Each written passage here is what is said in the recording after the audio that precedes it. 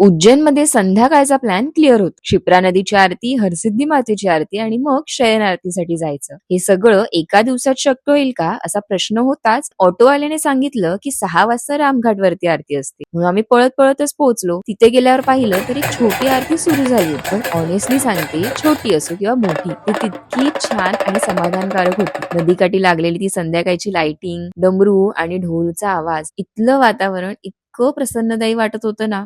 आरती घेतली आणि मग निघालो हरसिद्धी मातेच्या मंदिराकडे. तिथे 7 वाजता आरती असते. इथे दीपस्तंभातील पणत्या पेटवून पूर्ण प्रकाशित केलं जातं. नशीब आम्ही आधीच येऊन इथे दर्शन घेतलं होतं, कारण अवघ्या 1 तासाच्या आत एवढी गर्दी झाली की नीट उभं राहायलाही जागा नव्हती. आणि जेव्हा आरती सुरू झाली, ओ माय गॉड, एकदम वेगळीच एनर्जी होती. अंगावर लिटरली शहारे आले. माझा ऐकाल तर हरसिद्धी मातेची आरती अजिबात मिस करू नका. नंतर आम्ही शयन आरतीला जायचं ठरवलं, पण त्याआधी महाकाल लोक म्हणजेच कॉरिडॉर फिरून घेतले. इथे लाईट शो असतो, पण आम्हाला काही तो पाहायला मिळाला नाही. मग पटकन रात्रीचं जेवण आटपून घेतलं, कारण आता पुढे शयन आरतीसाठी जायचं होतं. महाकाल दर्शनाचा अनुभव आणि शयन आरती बद्दल मी पुढच्या पार्टमध्ये नक्की सांगेन. तोपर्यंत फॉलो करा. Okay, bye.